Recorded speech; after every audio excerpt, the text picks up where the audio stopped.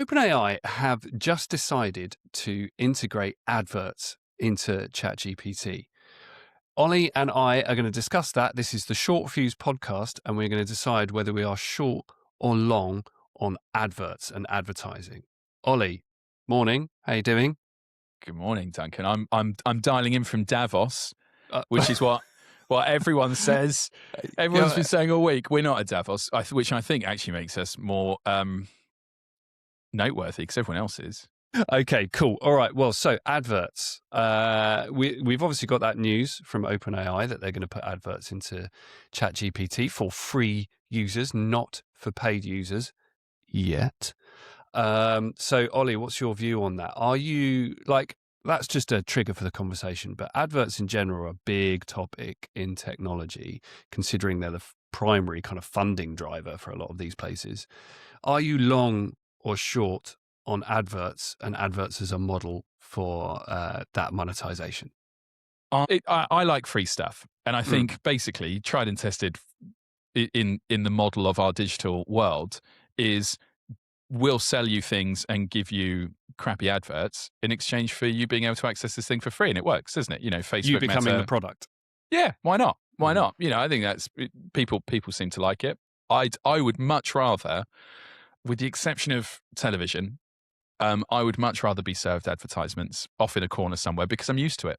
Why the exception of television, though? Because it interrupts the core value proposition of what I'm trying to get to. So But people would argue that's the same for a bunch of other stuff.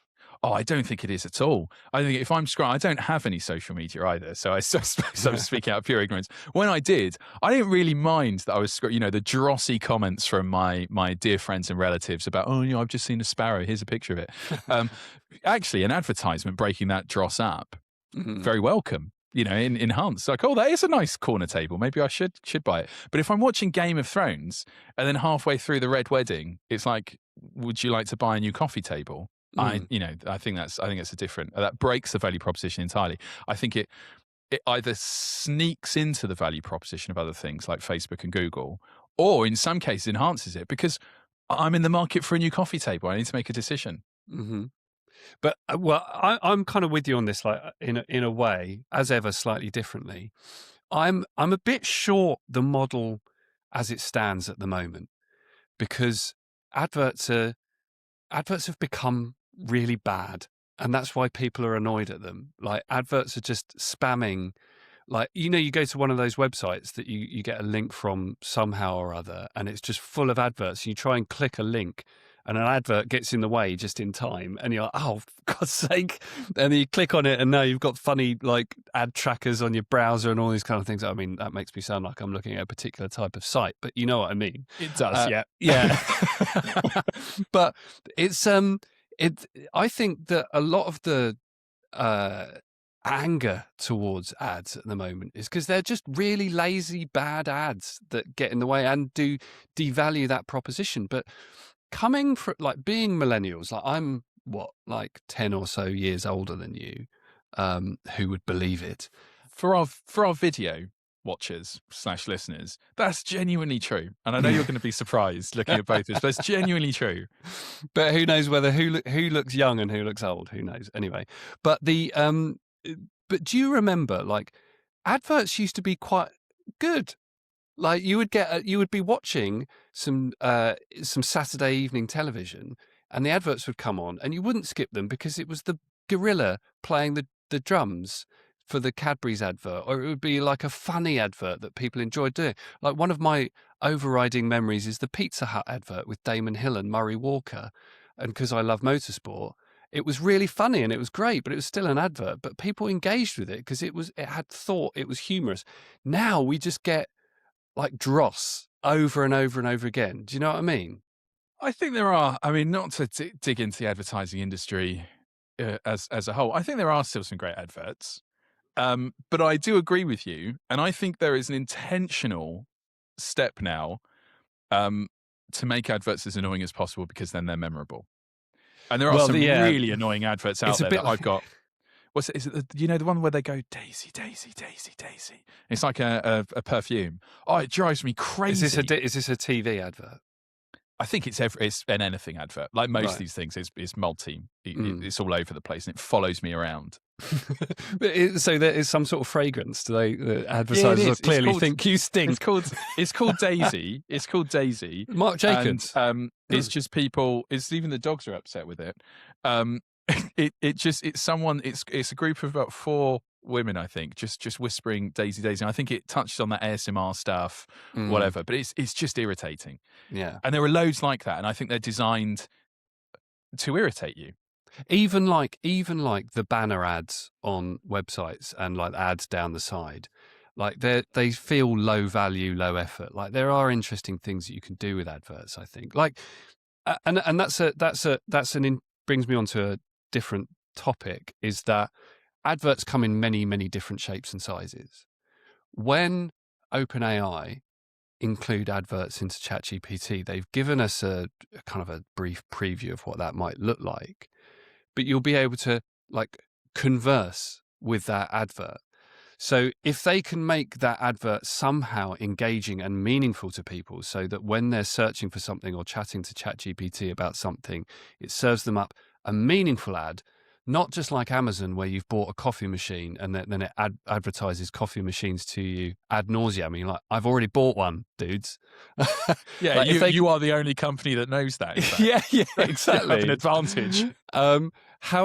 How they integrate adverts into that experience will be interesting. So before we get onto the economics, if you were to like, knowing your use of like LLMs and chatbots at the moment, how would you feel that advert would be integrated well for you to be long on that as a means of funding OpenAI? I think discreet and noticeable. So OpenAI said something really interesting, which if you can take it with a pinch of salt, which is it's not going to change the response that you would get. So if you were saying, give me a list.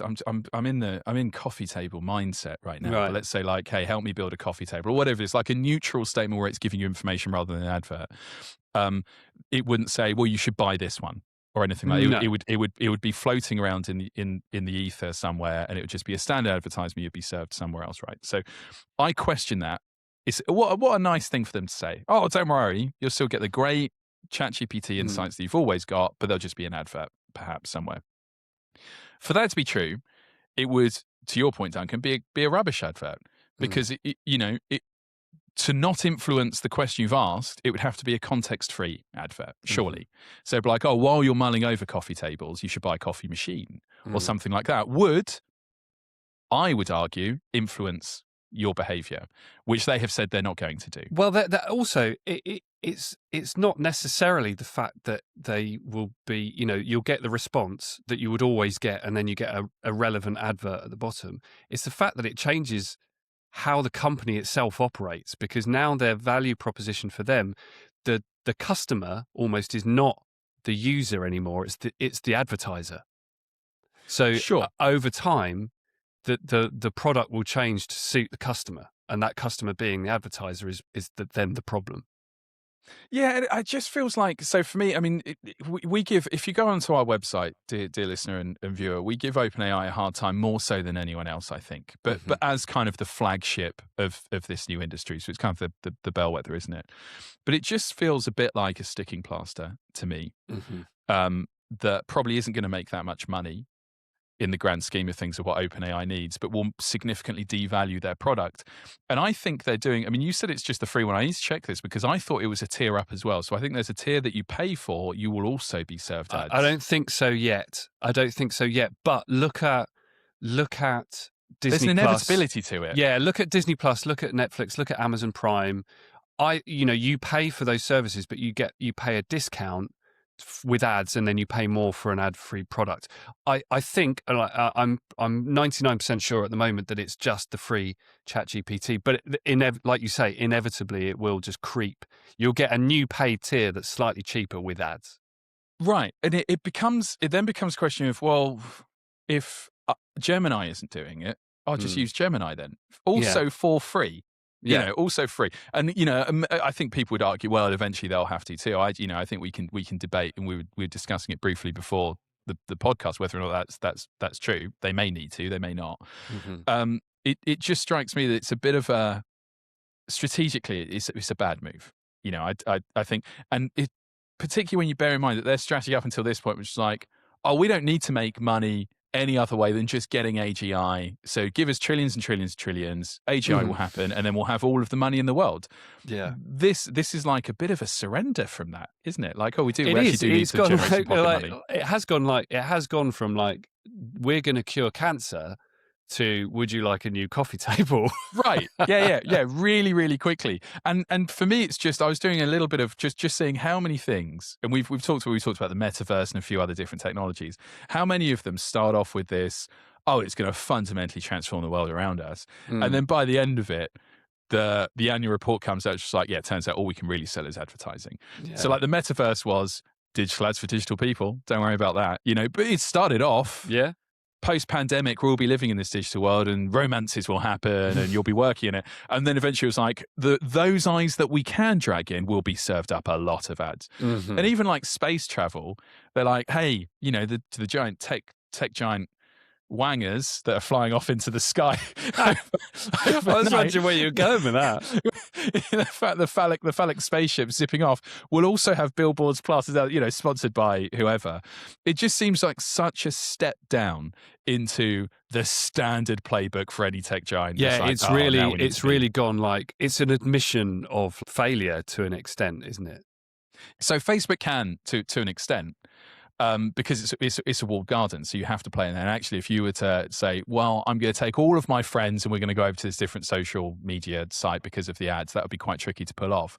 Whereas for me to move from ChatGPT to Gemini or wherever is very, very easy. Yeah, extremely easy. And even if people always say like, oh, but ChatGPT will remember you. Well, how difficult is it for me to either build up a new memory with something else, like, hey, here's all my information, or even just go, hey, ChatGPT, write down everything you know about me in a poem, and then go over to Gemini and be like, hey, I wrote this poem about everything about me. You're now my best friend for life, and I'm going to use you forever. I've literally just done that. Like, it's funny you should say that, because I did that this morning. I was not a poem. I didn't write a poem about myself, but I did do a ChatGPT.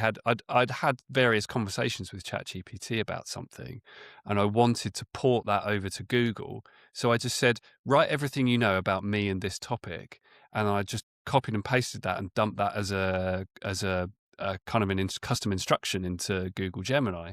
So yeah, like you don't even need to provide a function to export your data. You just you ask it in natural language, give me all the information you know about me, and then chuck it over. And there's arguments amongst tech pundits whether or not they'll try and lock that down. So make it very difficult for you to do that. And then there's the other side of the argument, which is, well, hang on, if this becomes really like a core building block of people's lives, regulators might make it so you have to export it in a friendly standard which you format, have to do on social media, right? Yeah, and social media, banks, loads of stuff. Yeah, loads of stuff. They'll step in. Probably in Europe first when we talk about regulators. Hey, you've got it's called open banking in the UK, isn't it? Where you can connect up all your different banking services and look at it all through one app. It's almost like something should be called OpenAI, that it's like open, something that's actually open, not completely closed wall garden. We can stop the podcast now. I think we've done it. We've done it. It's all solved. Yeah. We've done it. So I mean, I guess the conclusion to that is, not only do I think them doing it is a bit pointless, and we can run through some numbers a little bit later on, maybe the end, so our listeners that have a life switch off before we do the number crunching. But I think it'll probably backfire, because I don't think that, and we did an article on our website, shortfuseresearch.com, where we looked at where all of the other companies are. So Google's native search, Microsoft's now deeply embedded in the enterprise. Like, what's left for OpenAI, really? And now they've done this thing where it's like, hey, we're also going to try and hawk really bad ads, or really good ads, who knows, in your direction. And even we're not sure what that looks like, by the way, but we'll try and make it ethical. The people that were hanging around, why would they hang around now? I mean, it's worth saying OpenAI still has quite a significant lead. It does. It has first mover advantage, and we mustn't forget about its API business and its work in the enterprise.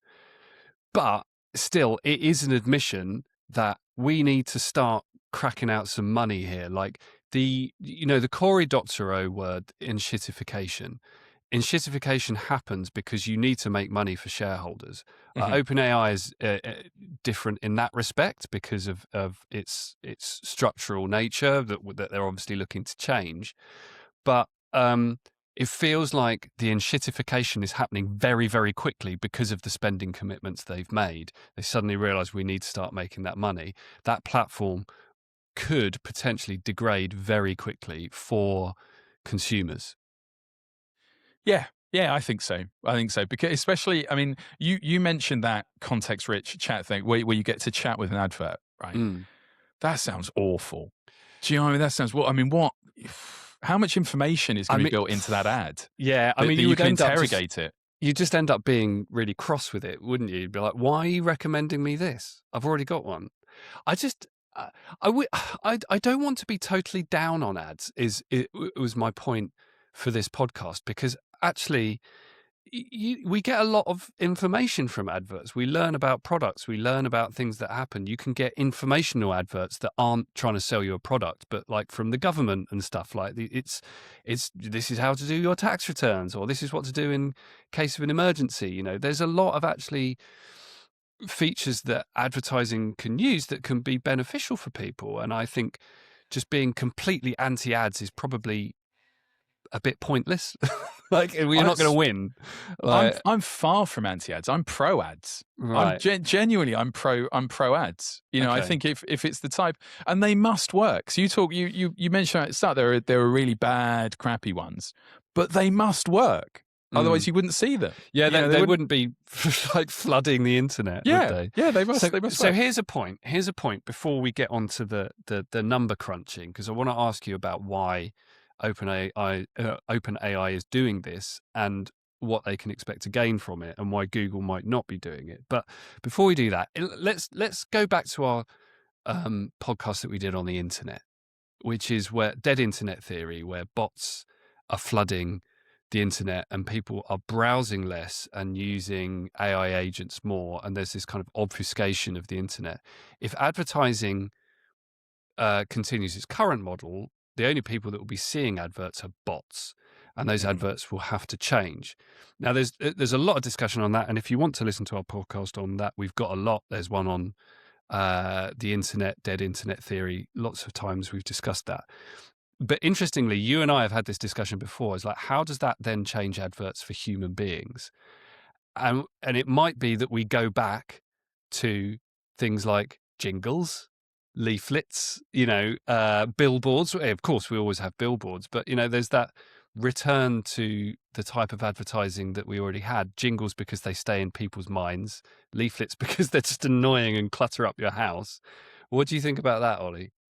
Well, I sent you a link. I You actually did. tried to find it. I sent you a link, and there are a couple of companies that have started up that are making this bet, which is where in the future direct mail is probably going to be the best way of getting your customers' attention. Yeah. So, I mean, they were B2B, so I guess it's a little bit more targeted direct mail than B2C would be.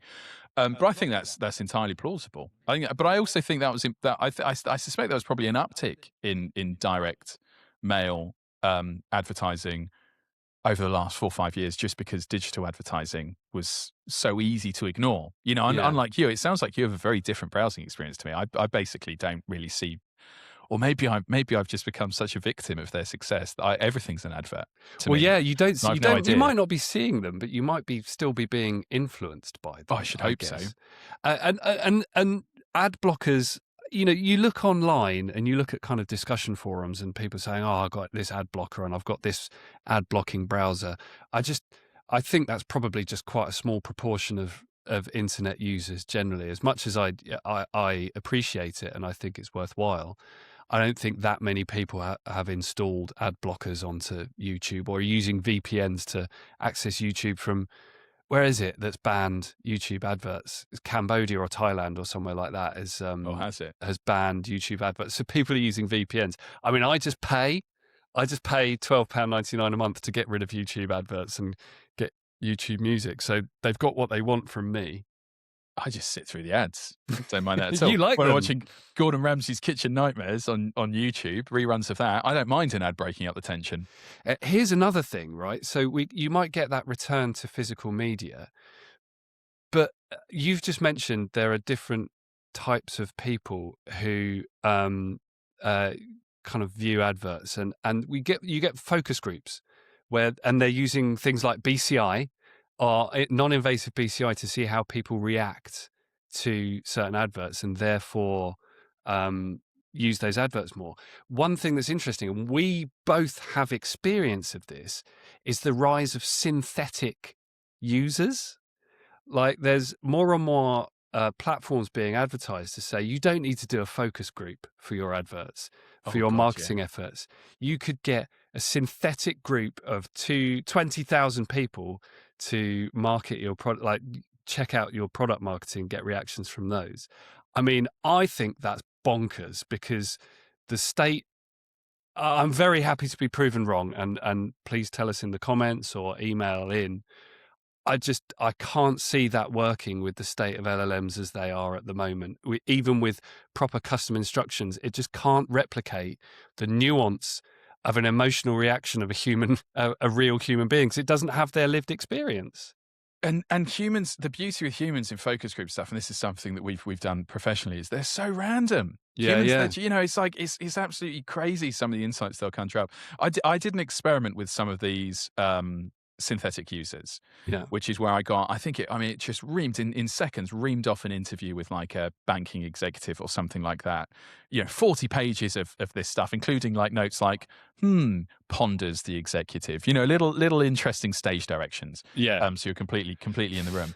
And I handed off to SMEs, and so people who really knew the sector, and was like, here's a highlighter. Highlight anything in this that's noteworthy. That feels like you've learned something, or it's an interesting perspective. And in all cases, the highlighter pin stayed firmly, pen lid stayed firmly on. There was nothing of note whatsoever. It was just total garbage. So things like, of course, as a banking executive, I care about regulations, and I wonder if regulations in the future will be different from today. It's just like, what? Like, whatever. So I'm with you. I personally, I'm massively short that specific example. Yeah, but what I guess my point here is that, and I was just trying to find a comment that I took a screenshot of, that somebody said that I thought was really wonderful kind of description of why these things will fail, because they haven't been alive, and they haven't got nuanced experience of being a human being out in the world. Therefore, they can't replicate that within these things. But my point is not to kind of denigrate those tools, but just to say that if those tools are being used, then adverts could potentially just get worse and worse and worse, because they become narrower in their focus, that are geared towards LLMs and what AI thinks rather than what real humans think.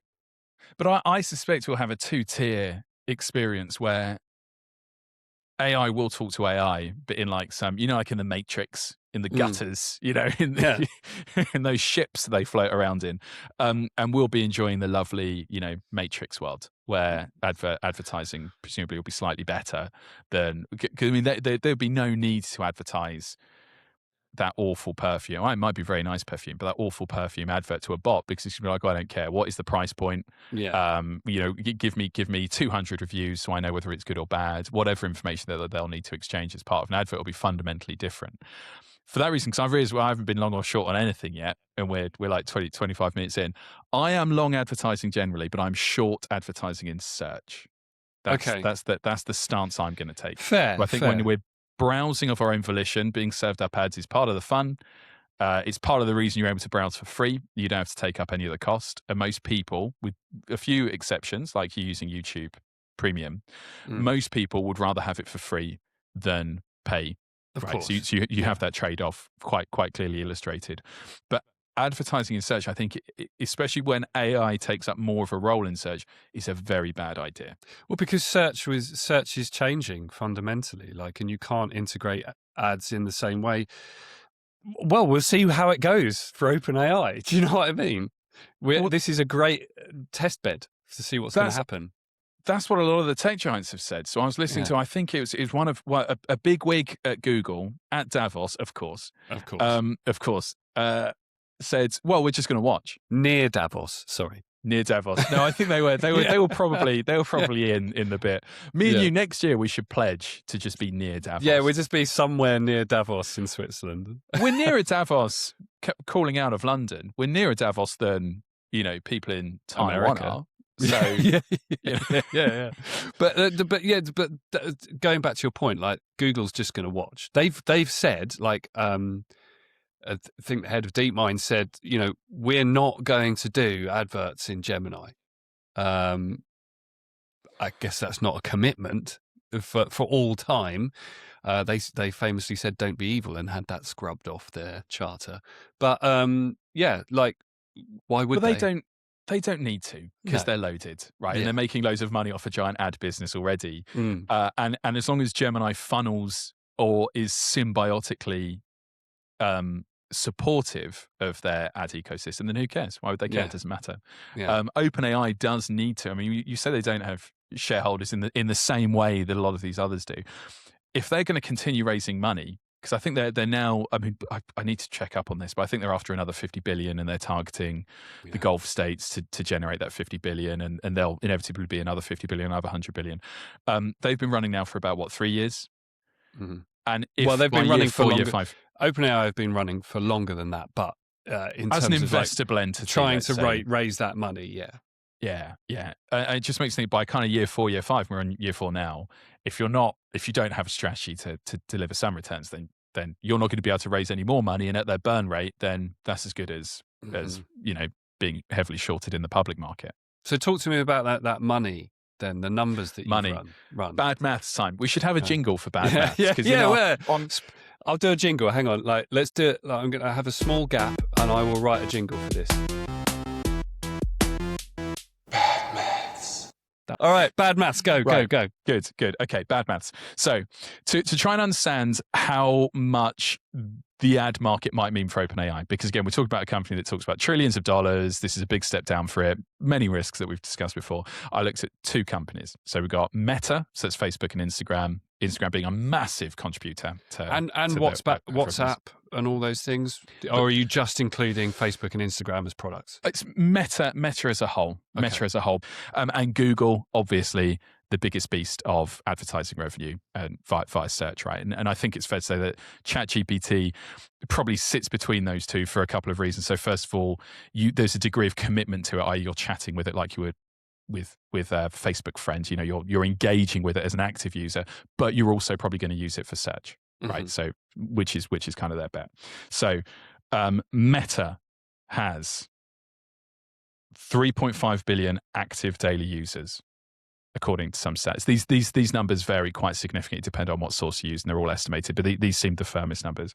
And they generate from that 65 billion in ad revenue, which equates to about $18 a year per user. Bad maths, right? So bad maths. Write in, but do not expect a reply.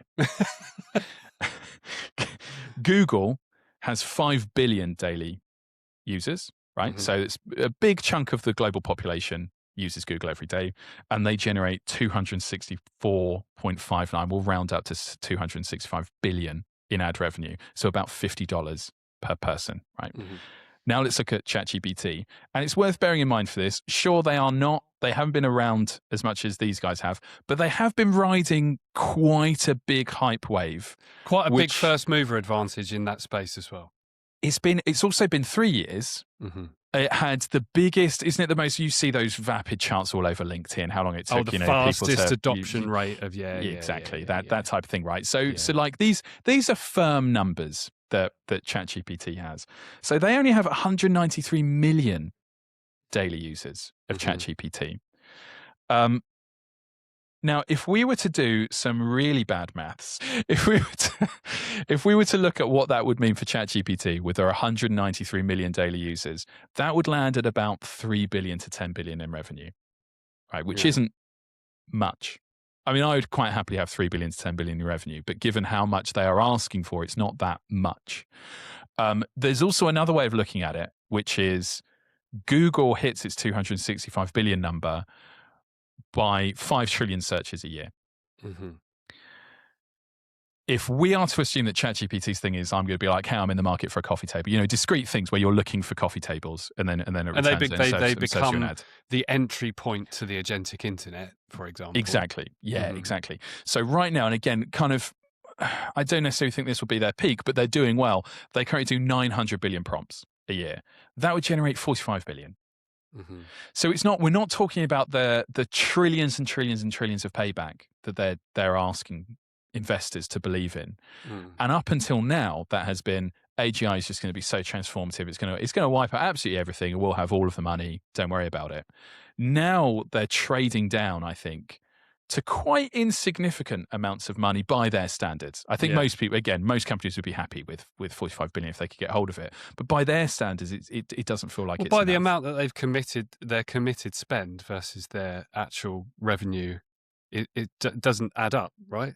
Right. Yeah. It's just not, and I think if your departure from your grand strategy of just trust us to this waters down your grand strategy quite significantly. It pops the dream bubble. I'm trying to avoid saying bubble for this. Yeah. But it does, doesn't it? It's like, trust us. And there are a few other companies that have been doing that. I mean, Elon Musk's variety of his companies, that's been his thing. Is, you just have to believe me. You just have to believe me, and it'll be absolutely fine. Don't worry about it. And actually, for a lot of investors, that's been very compelling. It's worked. It's worked. Like the robo-taxis and full self-driving cars and stuff like that.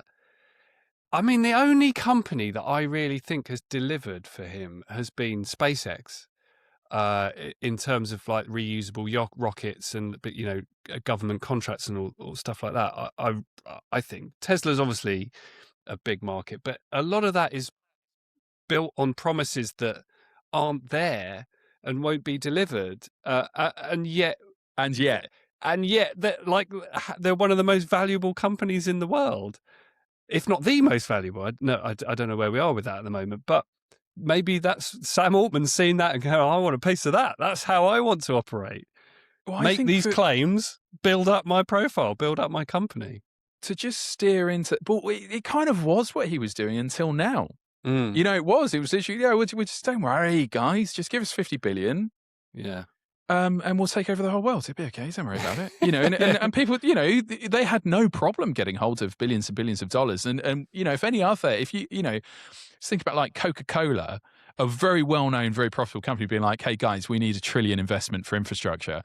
Like they'd be wiped out. Everyone, everyone would pull out immediately. These guys are crazy. That didn't happen to OpenAI. So people did buy the myth, and then to turn it into this. And by the way, I think these calculations, bad maths, of course, jingle, insert here. Their best case scenario. You're talking about them being able to hoover up market that Google and Facebook have dominated. So not only take up a share, but swap directly their share of the market and transfer it in the same way that they are able to with their honed machinery. And there is this other point where Google search and Facebook, quite cheap to run. Does have the same operating overheads that these guys will have. So, their $52 squeezed out of a human for $1 cost is great. Yeah. OpenAI won't be able to do the same. Yeah, the infrastructure costs, and that's why they're talking about, and the power requirements to run that, they might not have the capacity to do that. So it might not be feasible in any case. Yeah, so not to, we've gone back into bubble territory, but I for me this is the biggest signal of potential bubble, because someone's them deploying adverts. Sam Altman doesn't strike me as the type of person that backing down from his big vision of multi-trillion-pound blah blah blah stuff would be an easy thing to talk him into doing.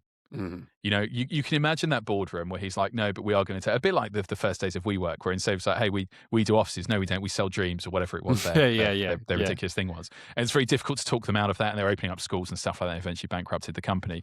I'm not saying Sam Altman is in the same boat as that guy, but I imagine the boardroom situation is very similar, where it's just like, now come on, Sam, we need to make a little bit of pocket money. But something's happened where they now feel like they have to experiment and they have to do this. And for me, that's probably the biggest signal of, we could run out of money. Or struggle to raise. And in our big piece that we published just before the end of the year, the OpenAI catches a sneeze piece, which was quite popular. What we're describing there is just one minor thing where they struggle to raise 50 billion would be enough, we think, to trigger a a cold from OpenAI. Yeah, for sure. All right.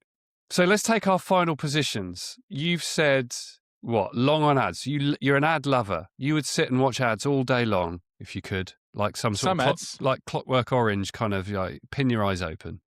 Yeah, some ads are great. Yeah. It's interesting, isn't it? And this goes back to your focus group point, because you've obviously had a horrible experience with ads, but I've had quite a nice experience. And I would say the websites where I go to where I'm bombarded with ads, I'm just like, oh, I'll never go to that website again. It's like a hallmark of a bad website. It is. It solves the problem for me. Yeah. These guys are definitely going to steal my money. It's just so obvious. That's true. Our website, by the way, no ads. No ads. And that's not for the want of trying. Yeah. We would love some ads. We don't have enough subscribers or watch time to put ads on YouTube at the moment, so we're desperate to put ads in. Yeah. As soon as we get to that point, monetize. Yeah, exactly. Then we're both pro ads, but I'm sure ads in search. I just don't think search will work that way, and I think it'll become too obvious that an ad has distorted the outcome. So you won't trust the outcome anymore, which completely ruins the product. Yeah, I'm sure ads as they stand at the moment. I mean, I always say this. I'm just sure something's going to change. I'm short bad ads and lazy ads and banner ads and things like that. I think we'll see a funneling of advertising into like the way we interact digitally is changing. I think adverts will change as part of that. The fact that OpenAI is saying we're going to put ads in and you can converse with them means that those adverts are going to have to change as their product changes, as they release their hardware, as they try and take more of the market. Adverts are going to change as they change, and we'll just see how that market develops. So I don't think they're going away, but I think they're due a big change and the way that they fund big tech at the moment is unsustainable, and I think that's not going to last. So we're going to see new monetization strategies. I quite like that you want every ad to be like a Super Bowl budget. Yeah, you want to be. I want to be moved by my. I want celebrities. I want emotion. I want like Christopher Nolan to direct them. Like even if it's just 3 seconds before a YouTube advert. Anybody? Just interestingly, like podcast adverts are quite interesting. We don't have adverts in our podcast, just to be clear. But I listen to some podcasters who integrate, and some YouTubers who integrate the adverts into so it's like influencer marketing, and that's something we haven't spoken about. And I think that's going to be more heavily regulated. But it's like, they don't have like, and now here's an advert, and they go to an advert. They're like, I love my phone keyboard that is made by this company. And you're like, it's so cringy and obvious and just dreadfully passé that it's like a bad product placement in a James Bond movie where he goes to change, like he's just beaten somebody up and he goes, oh, I'm glad I had my watch on here. Do you know what I mean? Oh, delicious swig of this refreshing Heineken. Yeah, exactly. So I just don't think the way that adverts work at the moment is sustainable. And I think we're going to see a big shift, a big change in how they work. I'm not using the word shift anymore because I sound like an AI chatbot, but yeah, I'm excited to see where it goes and where it moves to. I agree, and I just want to call you out on your hypocrisy briefly, because you always wear hats that are advertising car manufacturers. Yes, and I've got I guess there's some authors that owe me some money. Well, I'm not. I can't be. I'm not. Energizer batteries. Just in case, and if you would like to buy an Aston Martin Valkyrie, then you can go to. The Heart of Racing are a racing team, but if you want to buy an Aston Martin Valkyrie, be a billionaire and have loads of money, and then give me a go in it, please. Thank you. Imagine if that's how this pans out, where you get an Aston Martin, I just get given like 4 more batteries. Amazing. All right. Okay. Well, look, good chat as always. And please write in, comment, like, subscribe, whatever those things are. No adverts. And please comment, because we want to have the debate, and maybe we'll follow this up again soon. But thanks, everybody. Say goodbye, Ollie. Goodbye.